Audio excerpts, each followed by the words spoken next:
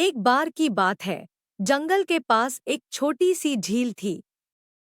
उस झील में एक कछुआ रहता था जिसका नाम काशी था। काशी बहुत शांत स्वभाव का था और उसका एक ही सपना था, दुनिया देखना। लेकिन कछुए के लिए चलने की गति इतनी धीमी थी कि वह झील से बाहर शायद ही कभी जा पाता। एक दिन एक चिड़िया जिसका नाम चांदनी था, झील के पास आई। वह पेड़ की डाली पर बैठी थी और सुंदर गाने गा रही थी।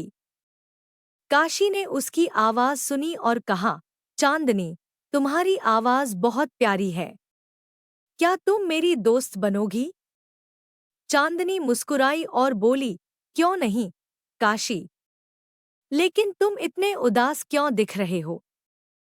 काशी ने अपनी इच्छा बताई, मैं पूरी दुनिया देखना चाहता हूँ, लेकिन मेरी गति इतनी धीमी है कि मैं कहीं जा ही नहीं पाता। चांदनी ने सोचा और कहा, मैं तुम्हारी मदद कर सकती हूँ। मैं उड़ सकती हूँ। अगर तुम मेरी पीठ पर बैठो तो मैं तुम्हें पूरी दुनिया दिखा सकती हूँ। काशी ने खुशी खुशी हामी भर दी। अगले दिन चांदनी ने काशी को अपनी पीठ पर बैठाया और उड़ान भरी। उसने काशी को पहाड़, नदी, गांव और शहर दिखाए।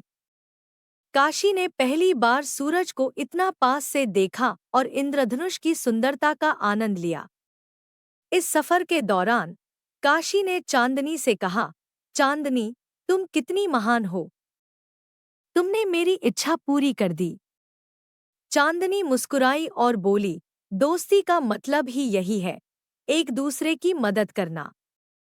कुछ समय बाद जब चांदनी बीमार पड़ गई और उड़ नहीं पा रही थी, काशी ने उसे झील में ठंडा पानी पिलाया और आराम करने के लिए जगह दी।